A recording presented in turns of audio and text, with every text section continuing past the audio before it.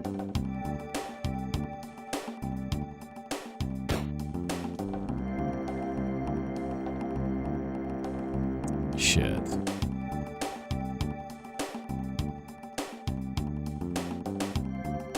That's not good. That's gross.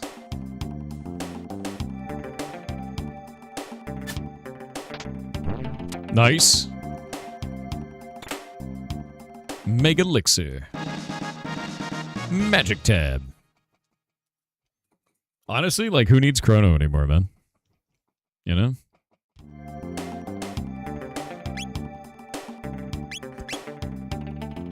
I feel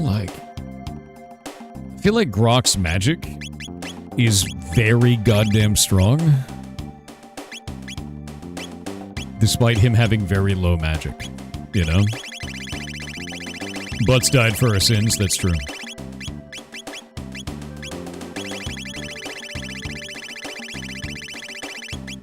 His name is Butts? No, his name was Butts.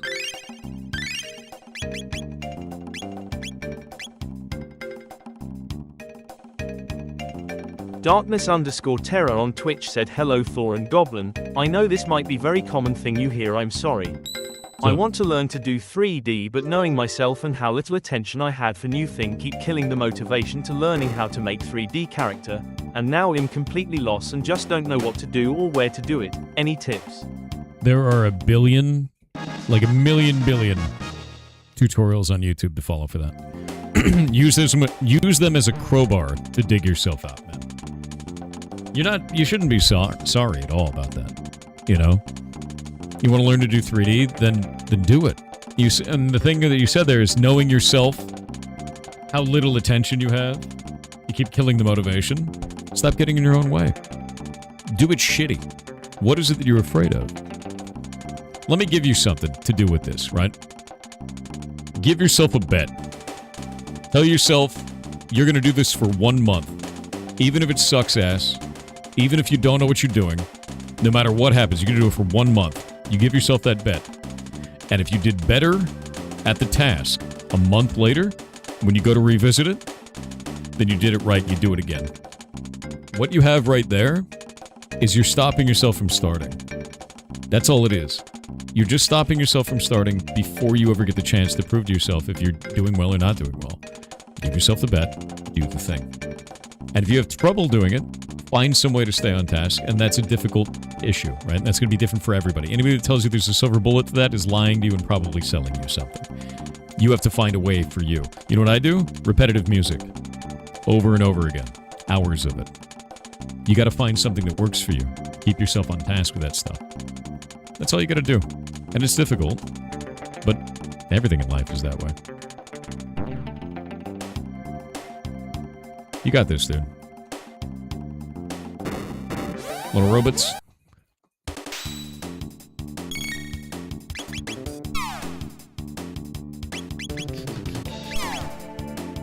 What are you talking about, Zafroth?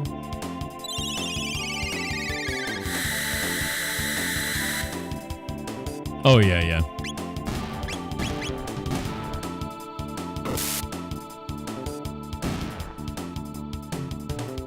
A 10-hour loop of Home Depot theme? Oh, dear God.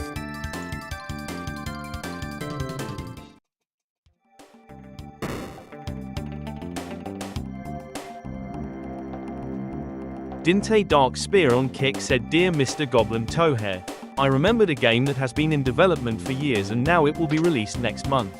Oh. The game is Flare Gate Network. It is a sci-fi strategy deck builder that started as a StarCraft 2 custom game called Keystone. Never heard of it. I'm gonna check that out. That sounds cool. Damn. She slapped the hell out of that thing.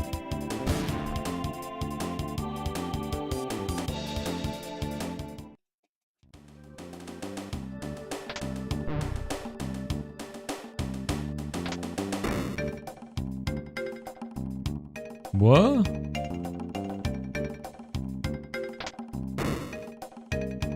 I don't... Okay.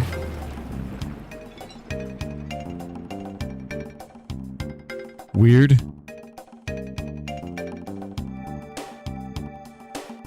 Tad weird.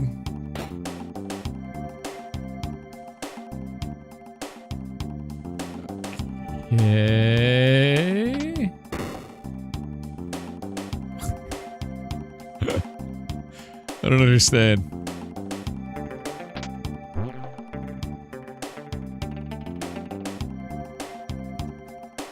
Huh. Huh.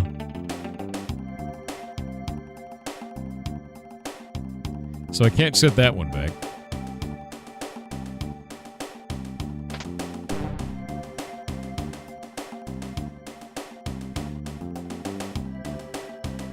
That's a really weird one, right? Alright. When you're ready to apply for bigs, yes, do it. Do it. Why are you messing with levers? Go kill Lavos. I am killing Lavos. The long way. I'm killing Lavos the long way, alright? Oh shit, oh shit. It's one of those dolls. Bro. Don't let me have the doll. Bro.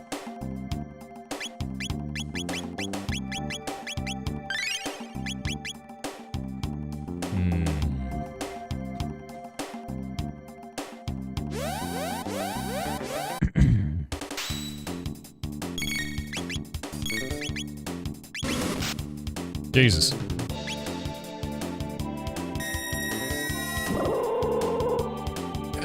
Man, that's a lot of damage. That's too much damage. Stop that. Stop that at once. That's too much damage.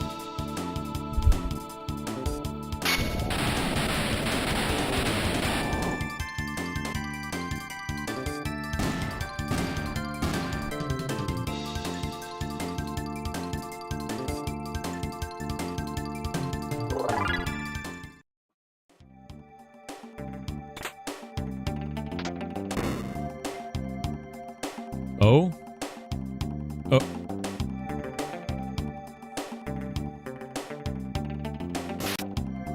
What?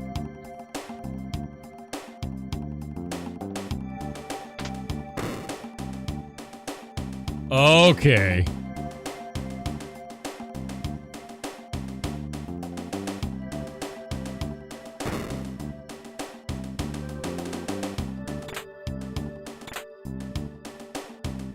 I got it.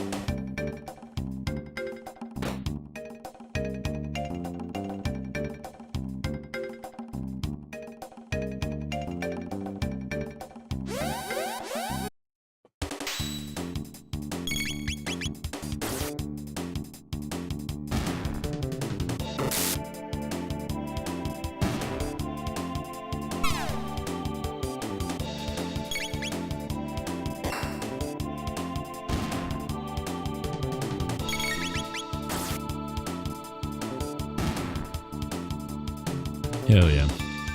The Stickmaster on Kick said since we had to take the day off yesterday, by the way glad you're feeling better Thor, but yesterday was Mel Brooks' 100th birthday, so happy birthday to Mr. Brooks. Sevens and Fishers in chat to wish the legend a very happy birthday. Honestly, agreed. Mel Brooks is freaking amazing. I love his humor. And he'd never be able to release those movies today. Okay, I have no idea what I just picked up, but I have one. It's mine now. Whatever this thing is. Oh, can we not do that? How do we get this thing out there?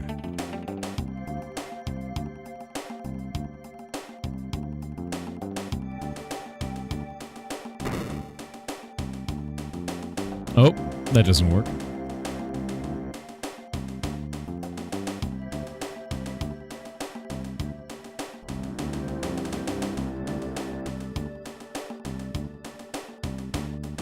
You gonna try for the developer ending of New Game Plus? Is that where you kill Lavos in Leanne's Fair?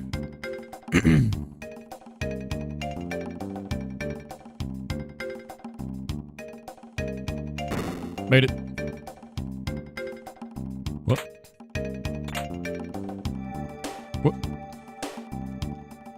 What? What's going on there, man? What do you...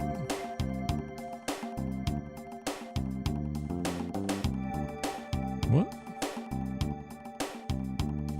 I don't understand. What are we doing?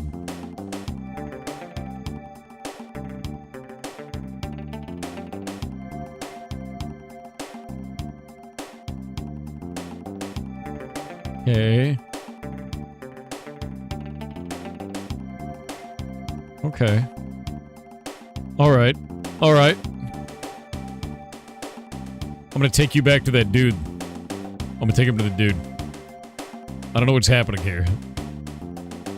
But there's a dude over there. And he looks like that dude.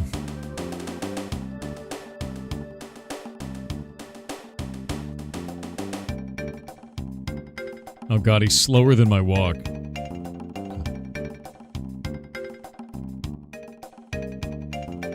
Is this what you want?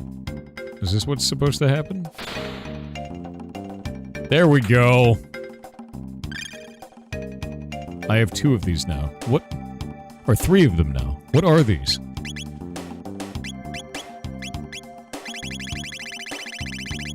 And I got an Aegis hat.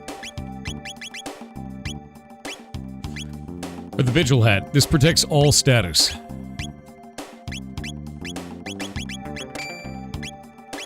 That hat is normally like 50k, yeah?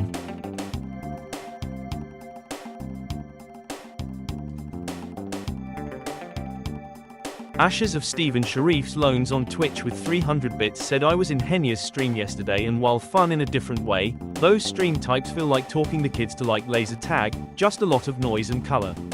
Fun in controlled amounts, while here feels like independent coffee lounge. Every stream has a different vibe. Every one of them. And it comes down to what it is that you want, you know? I don't think any stream is negative in any way. It's just different flavors. Flavors that you want to have. Doors behind it is TTS. Yes, I am. Pythos on Kick said one of the things that not many people think about with time travel is that we have to figure out coordinates for where we are going to travel in time. If it is 8 p.m. and you want to travel back in time 5 seconds from the point you are now in the air at 20,000 feet. If you travel forward in time, you are 40,000 feet underground. It's horrifying. It is horrifying. Oh? Welcome home, Prometheus. Atropos? Uh-oh. Yes, it's been a while, Prometheus. You can stop pretending now and join us. Waha. Unlike the other R series, Prometheus had a special task. To live with humans and study them as a species.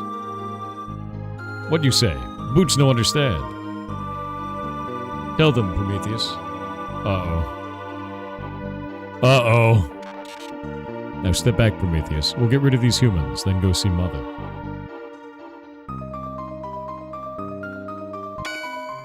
Oh! Oh shit. What are you doing, Prometheus? I won't allow you to hurt them. You're indeed defective.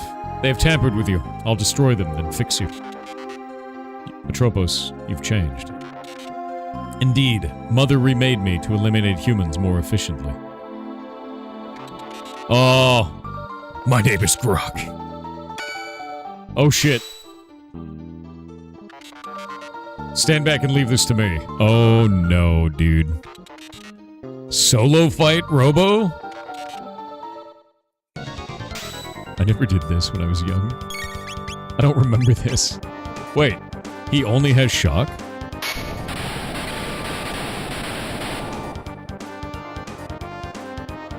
Really? Ow. Is that... Wait, this feels wrong. She only did 17 damage in return.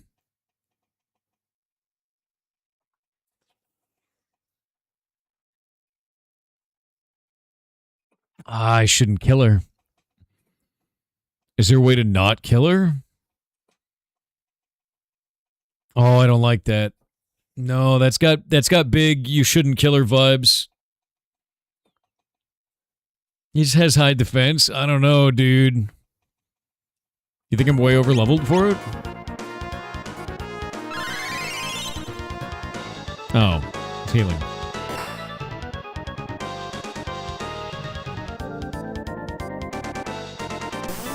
Wait, she's doing lasers. Wait. Okay. That's more respectable. Blow it up. Thor Wheelgater on Kick said, Dear Mr. Kitten Soft Hair, did you know the original Super Mario Bros. Released in 1985? Making the video game 41 years old. And I can remember playing it in 1986 at the age of 6 years old. Does that make me a cursed relic too?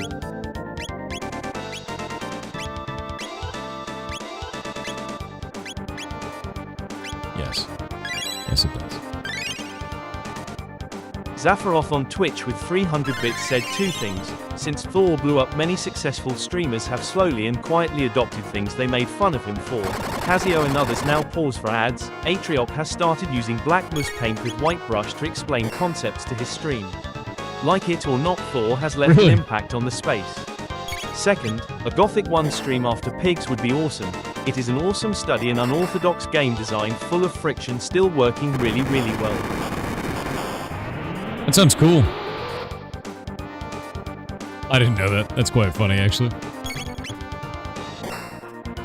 Zafaroff on Twitch with 300 bits said an important thing to note and an often overlooked part of gaming history, because of how early PCS worked, and the fact that Windows didn't catch on in Japan until the 2000s, there's 20 years of a thriving PC gaming market that never made it to the US, thousands of games you've never heard of quietly innovating until games like this took those concepts and brought them to the West. It's worth looking into the most famous PC 88 and 98 games. Most have fan translations so you can play. Yeah. No, I super agree. That's one of the reasons that I got this, is so I can play Famicom. Because it works. You can actually play Famicom games on it. Wait, did she do more damage on that hit? Is she doing more damage as she has less HP? I think she does. Oh no. I am...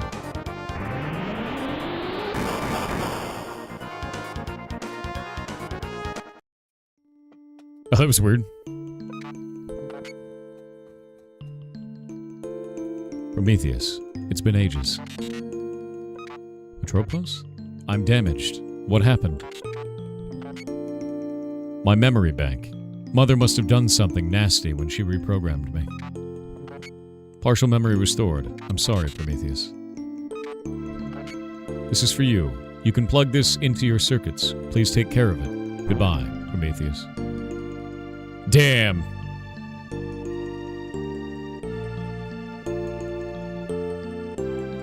Atropos Ribbons ups Grok's speed by 3 and magic defense by 10.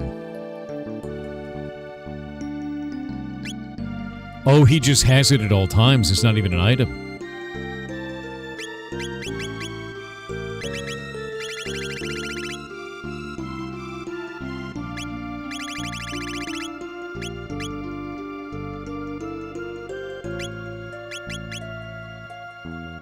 Always a part of him. It's very sad. Listen well, humans. Lavos' children will one day have to leave to seek new planets and prey. This world could sustain them if humans were not around. We robots will create a new order, a nation of steel and pure logic, a true paradise. Our species will replace you, so stop your foolish struggle and succumb to the sleep of eternity. Nah.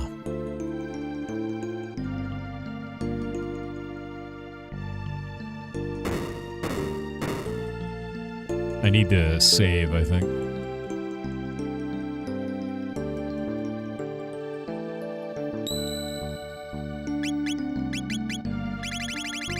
Yeah, mother, I crave violence. Honestly, giving Robo, like, 3 speed is kind of busted. Yeah. Humans are gonna die out anyway in this timeline? That's not true! They made a plant grow. They're not dying out.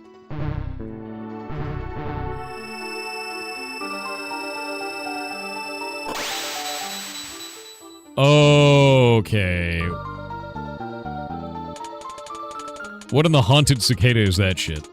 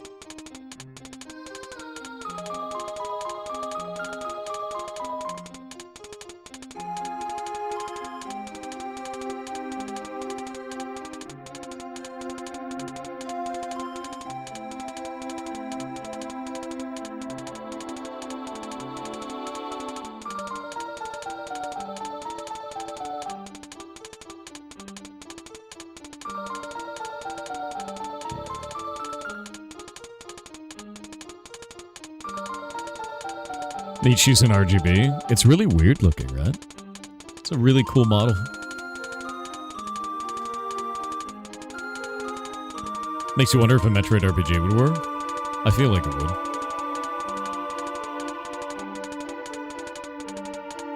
You didn't even know Grok had a wife? I know. Well, had. So grim, dude.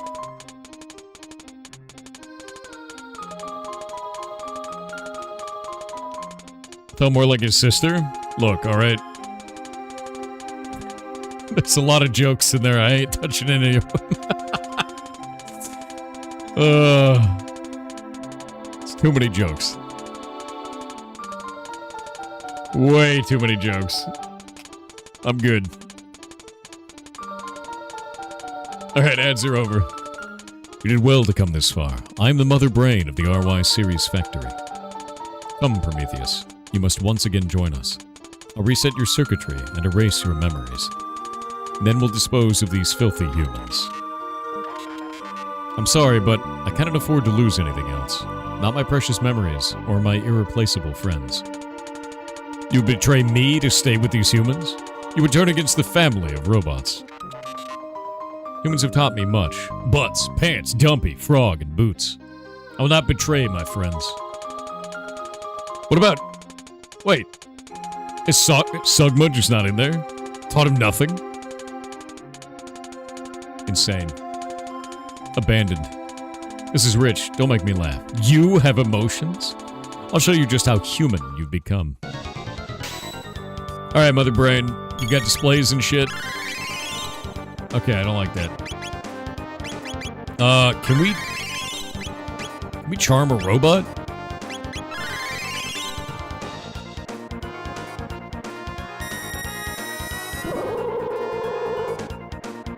Okay.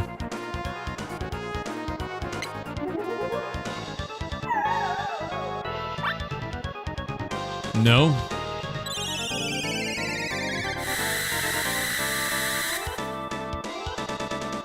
Okay, that works. Oh. Seems like this is gonna work really well, actually.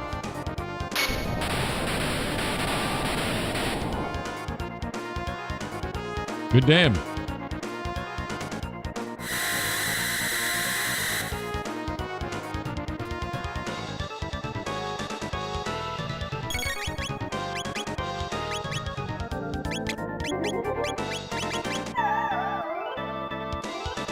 A blue mail. Alright. Not an amazing item, but whatever.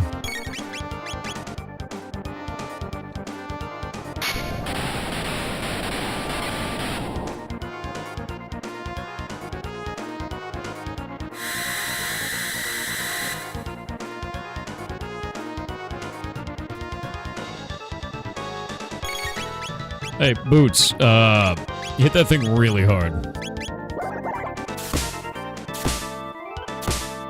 That's the way.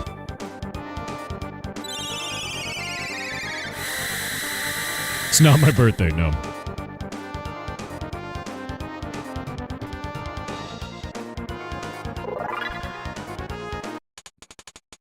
Prometheus, why? Got the Terra arm and the Crisis arm. All machines in the factory have been shut off for good. Let's go.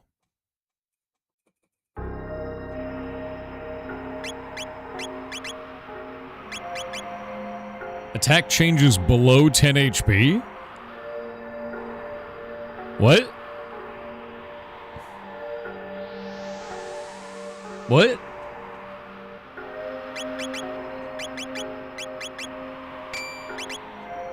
Huh.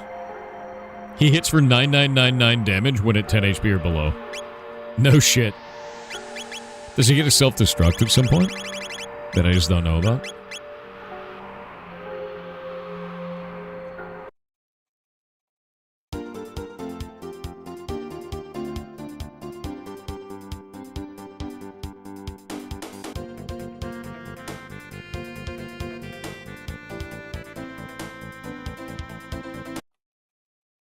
What the hell is this? the Sun Keep again.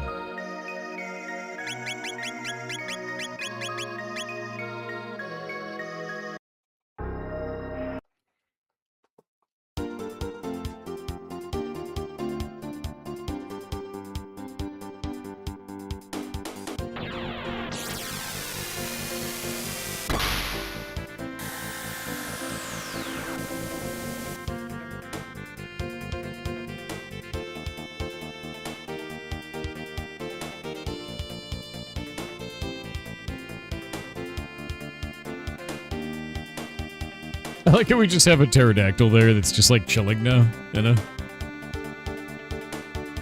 We like momentarily got the ability to fly and then just abandoned it, you know? It's very funny. Cenobius on Twitch said you'll never believe it, but I somehow have done it again. A different seller this time, but I found a, like new, Vision Star AMT 458 and got it for a crisp $100. Unfortunately I am once again foiled as it isn't actually a compatible attachment with the LSA 3701 like the seller told me it was. I'll probably end up gifting it to one of my cousins, but honestly, what are the odds something like this would happen again?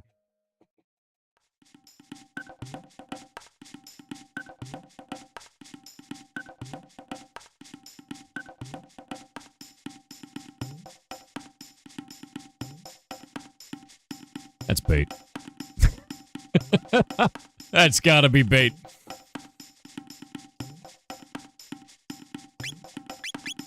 I don't trust that. I don't trust that that's bait.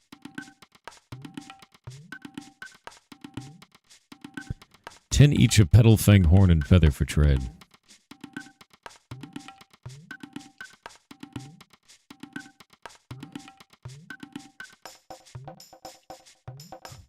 It's bait.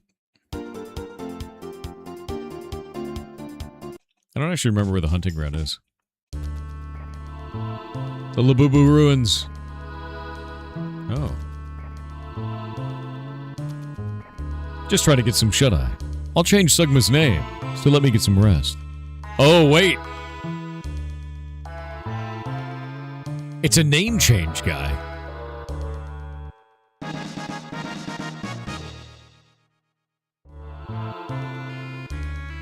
Silver Rock?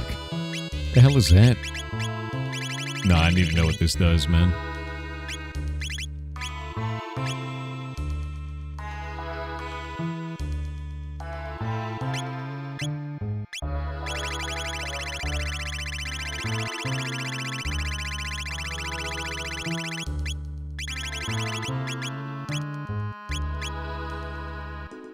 Invokes Triple Tech Spin Strike.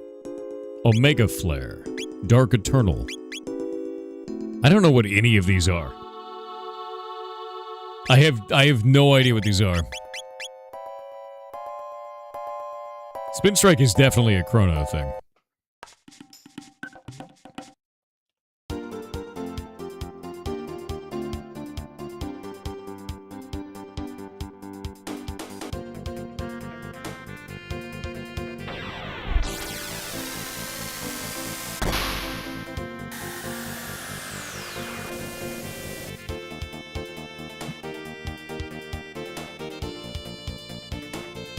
Nope.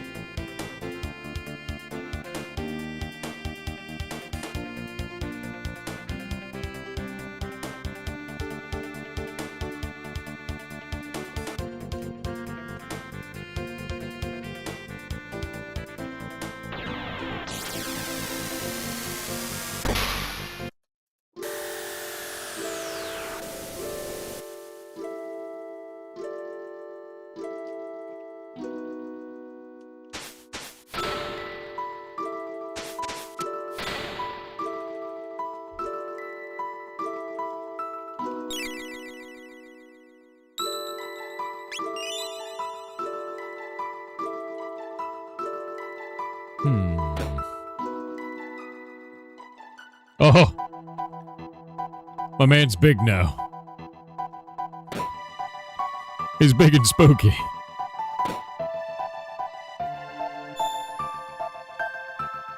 Earthbound Island. Protodome.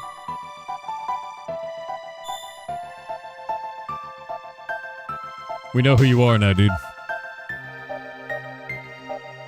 Where's that healthy kid with the radical haircut?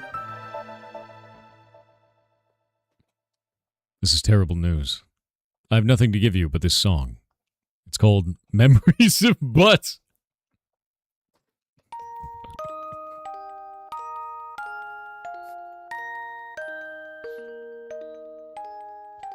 Wish I could lend a hand.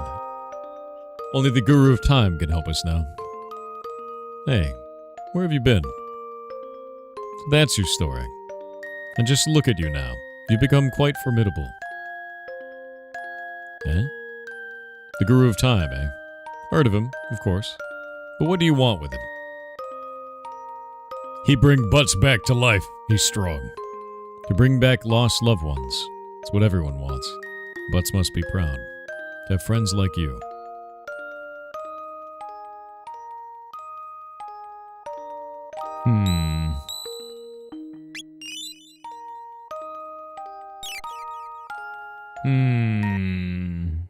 Hey. Yeah? Take this with you. Boots hungry, want to eat. Let us call that the chrono trigger. It is pure potential. By unleashing a specific course of events, it can have a powerful effect on time. Ask the one who made the ligma, your wings of time, how to hatch it. Like any egg, it represents a possibility. It may or may not hatch. But the chrono trigger gives you the potential to get your friend back. The egg will have an effect equal to the effort you put into your search. No more, no less. Don't forget that. As long as you keep butts in your heart, the day you are dreaming of shall arrive. Remember that, Chet? Keep butts in your heart. I get it. It's you, isn't it? This can only mean you are the Guru of Time. Mr. Gaspar, I presume. Well, I believe that's what they used to call me ages ago. 1. C trigger. Eat it.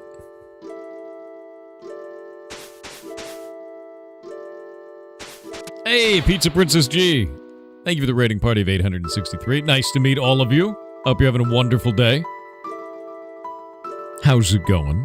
For all you new raiders, my name is Thor. I make video games, and I teach other people to make creative stuff. And we do things like run game jams, and right now we're in the middle of what is called the Pirate Indie Game Show, where I've been having a whole bunch of indie devs come on. And let me show you what they've got. It's actually been really goddamn cool. Basically, throughout the month, I wanted to do a show. I'd never done a show before, and I had this idea. How many of you guys have watched...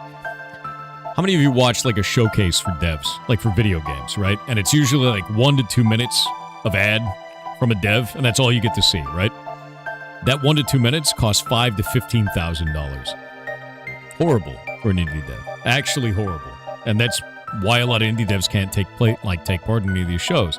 So I was like, what if we did something else, right? So we did this. In December, we ran what's called Indecember, and I took on way too many devs. We had 85 over the course of the month. What I did was I had them on for an hour. We played their video game, and then an hour dev interview. And it worked. It worked really, really well. So I decided to make it every 6 months. Not with 85 of them. That's way too many. Yeah, it was way too many. But now we've got about 55 for this month, and I've just been going through and adding them onto this as we go. Today we had 2 of the devs. Tomorrow we're going to have 3, and that'll be the last day of the show. We're just going to keep adding them. And then we also do the interview, and the gameplay turns into a YouTube video. So it all pops up there, so they get tons of views and lots of people talking about their game, and it just helps the indie devs get out there more, and it's free. Costs them nothing. That's the whole idea for it. So the community supports me, and then we get to do that. Also, on top of this, let me go pull this up.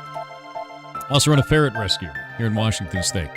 So we're running the, right now, close to the largest one in the United States, but when this is done, it will be the largest ferret rescue in the U.S. And we've got a bunch of staff. We do a whole bunch of different stuff. We're building a facility right now. It's 2,400 square feet. And it's a lot of work, man. It's been about a year and 3 months getting to the point that we're at right now. And all of this is paid for by ad revenue, which is crazy. So just watching the streams actually does that. They actually have their own streams. You can pop them up here. Whoop. So you can see them on Kick, Twitch, or YouTube anytime you want to. You go and click those. Does your site contain info on how we can submit for a spot? Yes. So if you go to show.games, sick domain, by the way, you can go to sign up right here. And when I open up for signups to the next one, I make it very public and then go there like that. And that's basically the whole idea is you go and apply. This last time we had 500 applications. I had to choose about 10% of them. Forrest and I review every single game. And then we chose 55 of them. Actually, we chose 60, but we had a couple of dropouts. And that's sort of the idea, man, is to go through it all and find the ones that need it the most. I look for ones that are self-published or have a very small team, maybe haven't gotten any visibility on a game that is really cool, and that's always subjective. Things like that is what I'm after. Games that are like massive big budget studios, I'm probably going to say no to. Like that's just kind of how that goes. Games with like $10 million in budget for marketing is like, nah. AAA's, nah. I want indies that need it is the idea. And it's worked out really, really well. It's helping quite a bit for that. Also, if you want to make your own video games, I've got another website. If you click on this, to develop.games, and I run a game jam every 6 months. Next one starts next month. This will be the 19th one, so go and get engaged on that. It's free. You get to go do cool shit. And that's basically all the stuff I do, and it's a whole resource for learning and teaching yourself new cool shit on here. I don't like putting knowledge behind paywalls. I think it's a terrible way for the internet to go, so I make it all free for you guys, and the community supports me through the streams. Pigs is a lot of fun for you. I'm glad, man. It's been a blast. What's Pigs? Pigs is that game show I was talking about. It's the pirate indie game show, so it's Pigs. It's the greatest name, dude. Pigs, Pigs, Pigs. Yeah, look at him. Look at this little guy. Yeah, Pigs is the pirate indie game show. It's very funny. It's pretty dope, though. Thanks, man. No, it's worked out really well. I was super nervous about it when we first did it, but it turned out so nicely that I couldn't be happier at this point.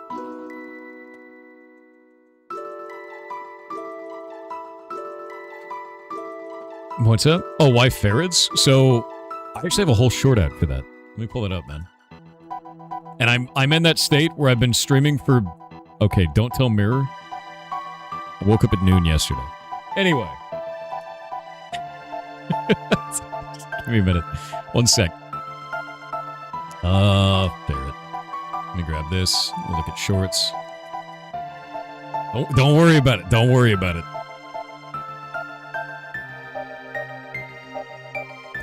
Don't worry about it. Here, I have the entire short right here. That will explain it better than I can currently.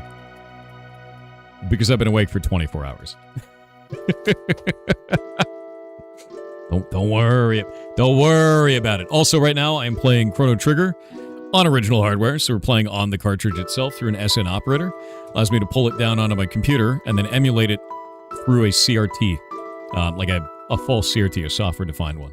So, instead of looking like this horrific abomination of pixel art, it looks like this, which is what it looked like in the original CRTs. Yeah. Oh, and I'm also playing old school RuneScape using my foot. Not a joke.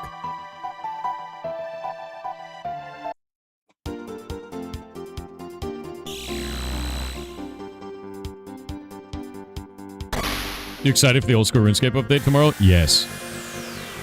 Yes. Mirrors in the chat.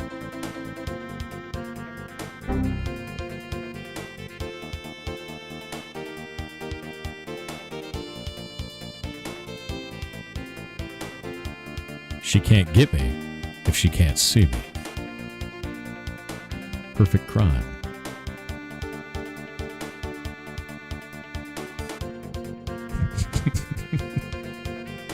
All right. I have Chrono's doll. We have this weird clone doll, right? Oh, where's the mom? Oh, hello. Is Butts okay? Madam, Butts is quite well. Butts okay. I hope he's behaving. Tell him to be good, alright? This Butts doll. Ayla Barrow, okay? Go right ahead, dear. You got the clone! Stay out of trouble now. Oh. Alright, we have the clone. Who are we supposed to go talk to? Balthazar. In his weird robotic madness. Hold up. Yeah, we got Clono. But you go to the future. You lied to his mom? I mean, you know, it's a little bit. Just a little bit of lying to his mom. Just an appropriate amount of lies to the mother. All right? Keeper's Dome? Is that the one we're going to? Yeah, it's Keeper's. Hey, man. Where's... Yeah, I mean, he's gone. Yeah, it's not a lie, it's just the truth in the works, exactly. It's for, various levels of truth. On Death Peak, you will find the power to restore life. But to activate this power, the deceased must be important to the space-time continuum. And you must have a clone identical to that person. Only then can a chrono trigger work its magic. Enough. The time has come for you to attempt Death Peak. It's the only chance you have of reviving your friend. The last program I've implanted in this creature's memory banks will help you up the mountain. What? Cresso Depresso with the 50 gifted subs on Twitch, man.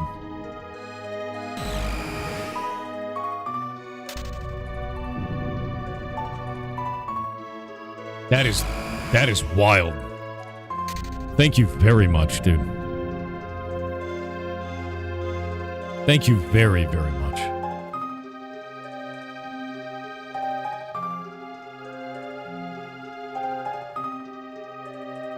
Thank you, seriously. That's a lot, man. When was the last hype trend? Is that even part of a hype trend? The last hype trend was 38 minutes ago. It can't be part of one. That's wild, though. That really is super nice of you, man. Outrageously cool, man. My brain turned off.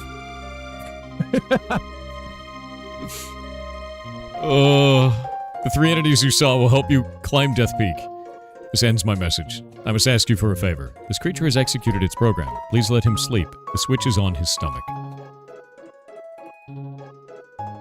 Oh.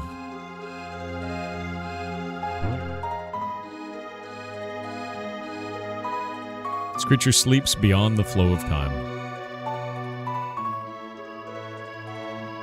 We're stealing our brain cells? Absolutely not. That's actually wildly nice, dude. Thank you. 8ham, I made an announcement about that a while ago, dude. Go look through news. Oh, that was weird. We just have to go up this mountain. Okay, I'm gonna save it here. I told you guys how hard this game is. Like, there's so much game in this game.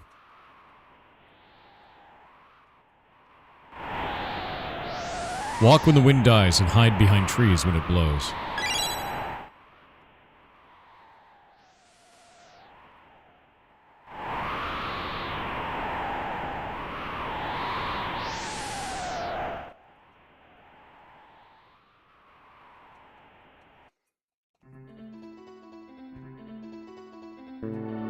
Get him.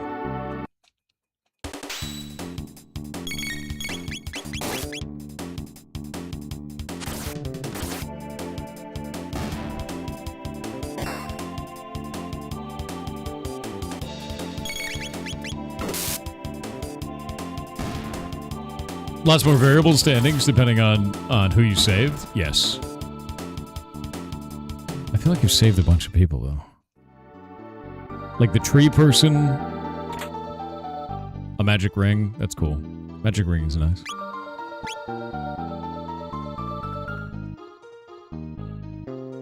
Yeek.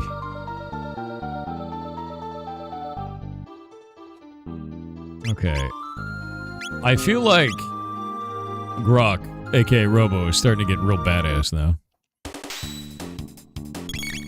Yeah, there's a ton of endings in this. Someone said it was as high as 16.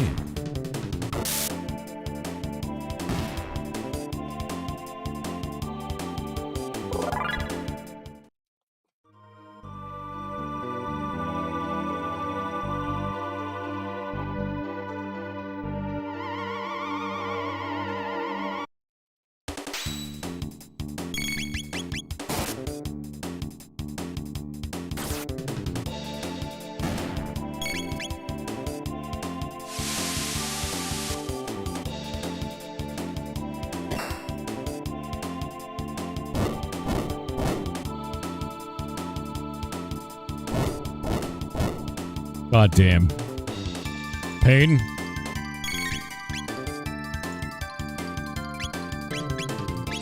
Actually, can we charm a skeleton?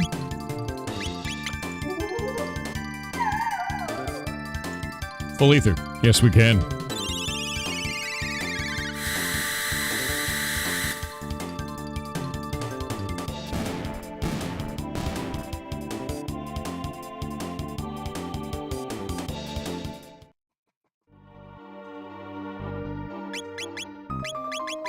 Dark Mist in 67 skill points.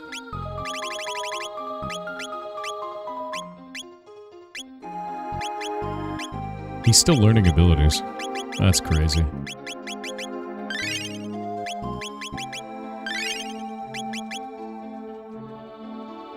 Is there going to be a winner for the indie show? No. No, not at all. No, I don't. It's not like a game show. Like, there's no winners and losers. Like, the idea is that it's good for everybody. Is sort of the whole point. Is that a baby freaking Lavos? I forgot about this. Oh, god damn it.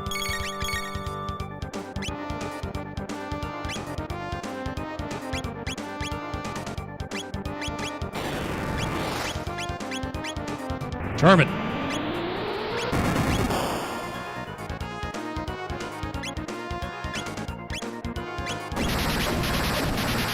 They're shooting needles.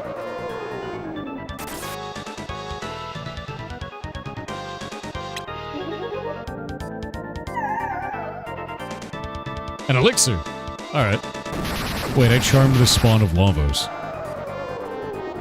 That's weird. Right?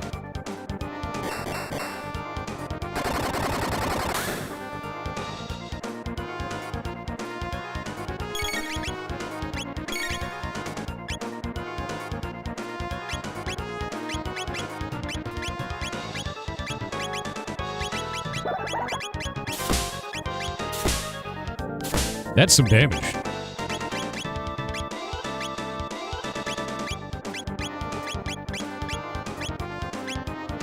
Dark Bomb. There's Bomb now? Horrifying.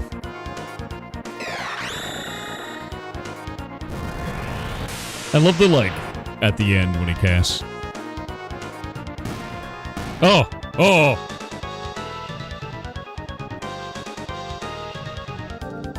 I feel like Lavos is going to be very happy about that, right? You know?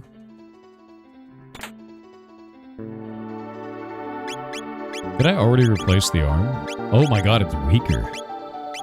Alright.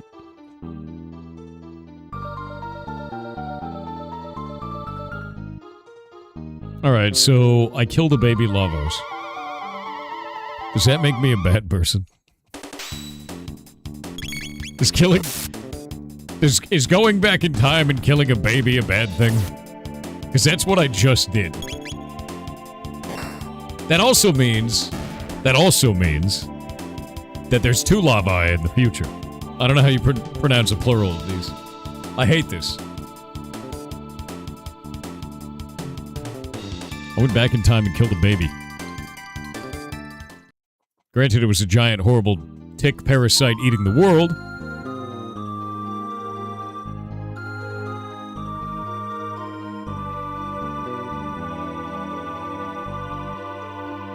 Oh, my GTA 6 short is coming out today.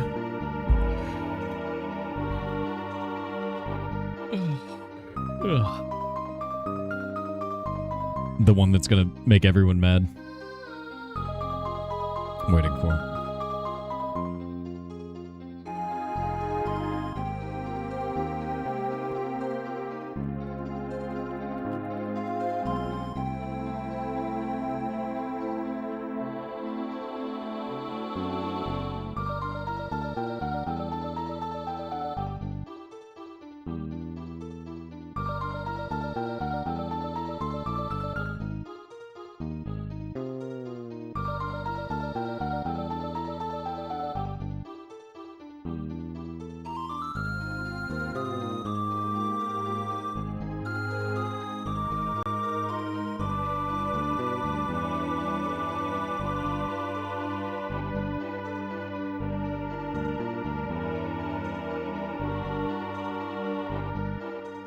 Yeah, no, the price of GTA 6 is nuts.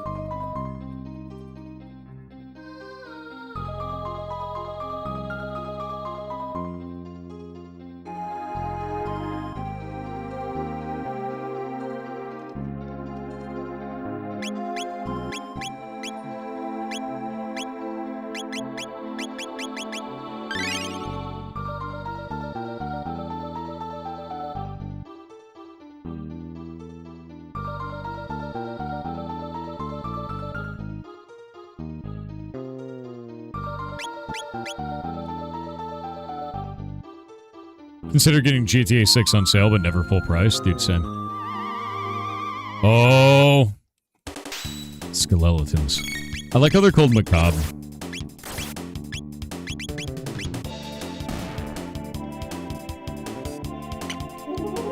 The hair fluff before she charms is insane, by the way.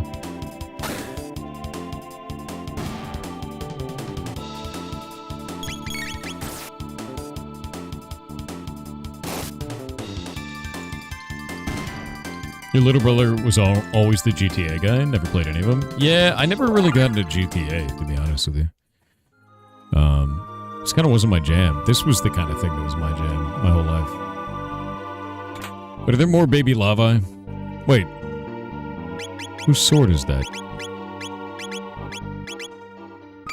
2 times hit for magic enemies. Jesus. I don't like that. Gross.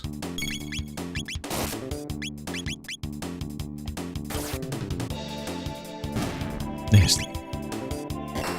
Nasty egg creature, dude. There's so many enemies in this game that are just a recolor. It's crazy, dude.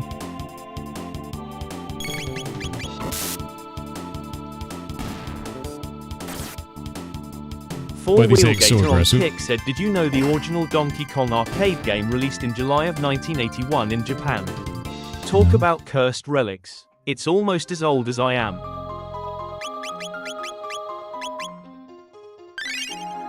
It's upsetting. You know, the Y2K happened more than a quarter of a century ago.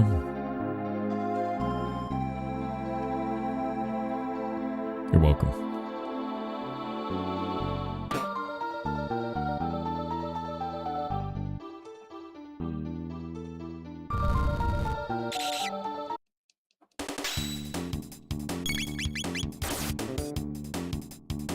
Can't wait for Y3K, dude. Maybe we'll be alive for it, dude.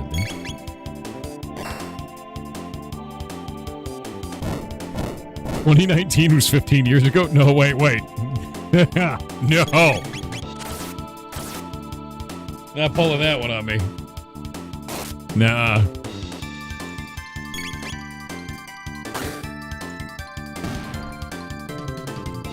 The math ain't mathing. Math ain't mathing, dude. 2016 was 10 years ago? Who made you this way? I swear to God. It's about that time, chat. It's about that time.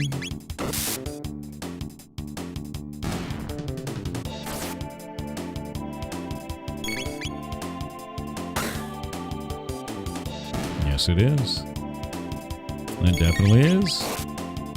I gotta go, because I gotta go work on the Heartbound update, or people on the internet will eat me alive. Also, I'm almost done with it anyway, so. Pretty happy with the update, so. I got a bunch of tooling done this month, which makes me so happy. So happy. That is true. Zaphiroth. But at least this way, they won't have a reason to. Yeah, no, I'm pretty happy with the tooling. I basically made a whole bunch of new stuff for the translating team, so I can get the translators back on working on the game and implementing new stuff. Which is huge. It's gonna be really good.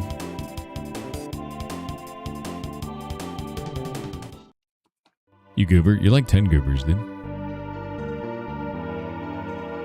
Yeah, it means that we can start translating again, which is huge. Wall ring? What the hell is wall ring? Like a walrus? Magic defense plus 10. It's like a flea vest, but shitty. Alright, chat. It's time. I'm gonna go raid the ferrets, but I will be back on tomorrow. for the last day of the Pirate Indie Game Show. So I'm going to go take a nap, and then I'm going to work on Heartbound, and then I'm going to stream. So, I know I'm not supposed to do anything more. I've been up for 24 hours. I know. You'll get mad. It's fine. Paladin Berserker Jedi on Twitch with 300 bits said this is a nice chill stream. After one of my tires completely shredded its tread on my way to work. Jesus. Fortunately, a cop stopped by to help replace with my spare, while he was on his way to replace his windshield that just broke after he just got out of the chiropractor. Thank you to the car with the bumper sticker that said, "I hope something good happens to you today." It did, Mr. Sticker. The tire shop said that I need to replace all my tires now, and it's gonna cost me $500. $500 for all 4 tires is not that bad. Like, it's awful, but it's not as bad as it could be. Anyway, you guys have a wonderful day. I'm sorry you're having such a bad time. I will see you all later. Goodbye, everybody. Goodbye. Goodbye. Goodbye. Also, Zaffroth smells. That's true. That's true. Stinky. Stinky. Yeah, it's true.